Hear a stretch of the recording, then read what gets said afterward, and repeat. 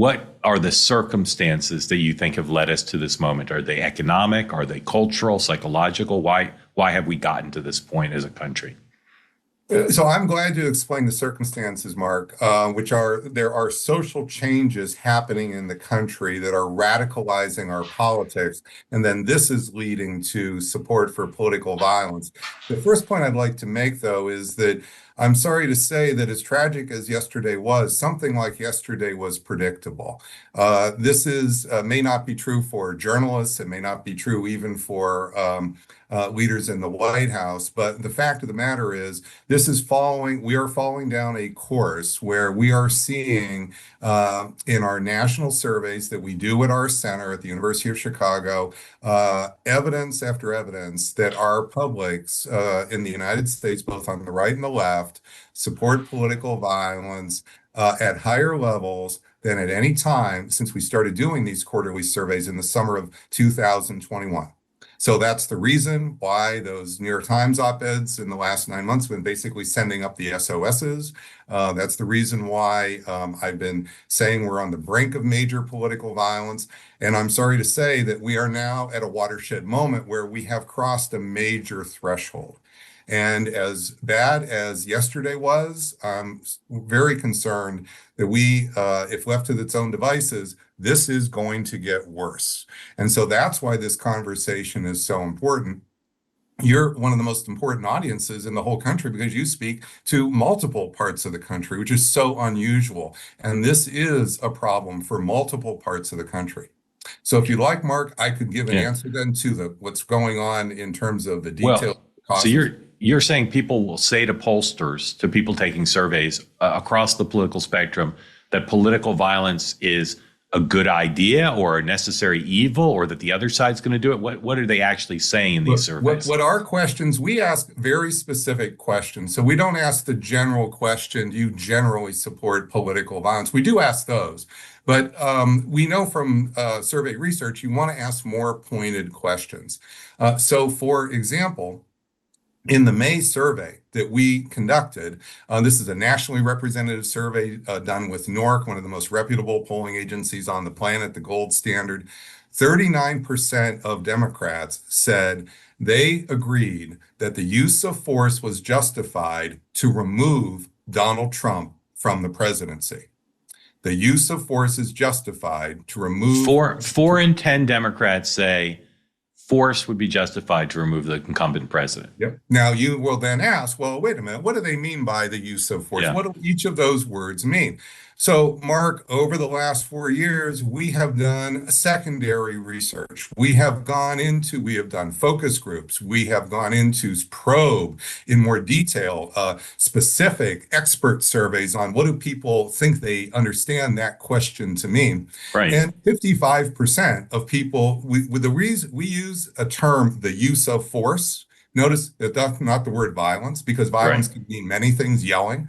And what we have learned in our survey research over the last 4 years is 55% of the people who who are responding the use of force, 55% mean assassination, murder, killing, shooting, violent mob to overthrow somebody.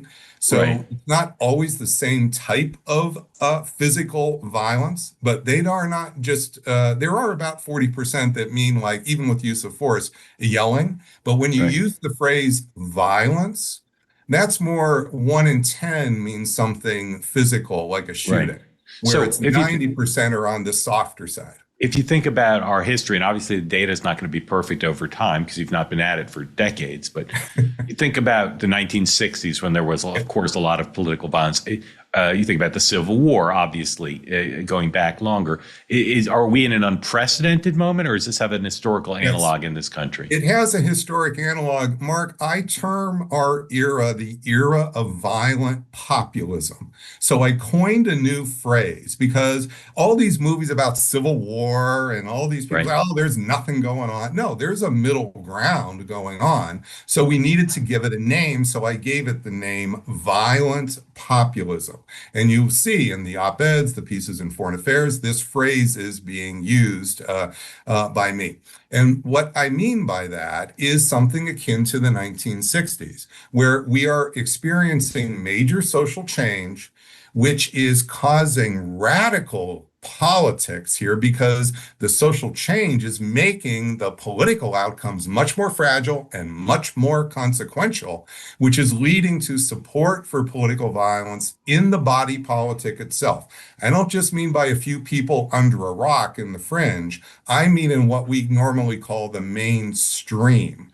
And that is what our opinion surveys show. And yes, the historical analog here to the 1960s is apt. The reasons are not the same, of course, but I just want to point out that the idea that social change would lead to significant political violence in a country is really common in the study of political violence all around the world, which I've done for 30 years. Right. It's just the last 5 years I've had to focus on the United States because that's been the critical case. So when you talk about social upheaval, does that mostly have to do with the economy? Is it mostly about things like trans issues or gay marriage? What's the upheaval that people on the left and the right are reacting to? Yeah, there's one big social change, and then there are some additional ones that are also significant. But let's talk about the big social change that is at issue. We are now transitioning for the first time in our 250-year history from a white majority democracy to a white minority democracy.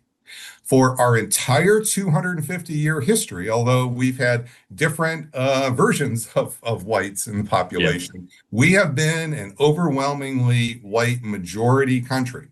Well, in 1990, just to give a number, we were 76% non-Hispanic white. Today, we are 57% non-Hispanic white. In the next 10 years, by 2035, maybe 2040, depending on deportations, we will then be 49% non-Hispanic white. Let me stop you there, because we both know that race, unfortunately, is a long-running factor in societies. Has any previous country gone from a majority white country to a minority white country? Not quite in those terms, but countries like Lebanon, for example, countries like Yugoslavia. So we will find analogs to this social change that not in the identical way that our race structure and our ethnic structure looks, but we will find analogs to this. And for your readers, for your listeners, they may say, well, what is Professor Pape talking about? They should read some of the work by Donald Horowitz here. This is somebody writing about this as far back as the 1980s, not in the United States context, but this is a common understanding among experts. And so in the recent past, when there's been periods of extreme violence and social unrest in Lebanon and Yugoslavia, you're saying that correlated with these kinds of ethnic or racial changes in the population. Over decades, where over the decades, you get a disjuncture between the demographic change that occurs and also who governs the country. Attention, folks, 64 years or older. This is important. The Department of Justice recently sued 3 major Medicare brokers for claiming they were unbiased while allegedly pushing people into plans that got them the biggest kickbacks. It's true, most insurance agents cannot be trusted, and you can't rely on government resources either. That's why I want you to know about a place called Chapter. Chapter was started by people who went through this personally in their own families after their parents were pushed into the wrong Medicare plans by an agent who was more focused on commissions than on good care. Chapter's mission is very simple: to give every American the honest, straightforward Medicare advice that they need and that they deserve. And here's what makes them different. They're the only Medicare advisor that compares every plan nationwide, not just a few. That saves their clients an average of $1,100 every year. There's no reason not to call. It's quick, it's easy, and they can review your options in less than 20 minutes. If you're already in the good right plan for you, they'll tell you. But if there's a better one, they'll help you switch. This could be the most important call you make this year. Dial pound 250 and say Chapter Medicare to get the peace of mind you deserve. Again, that's pound 250 250 and say Chapter Medicare.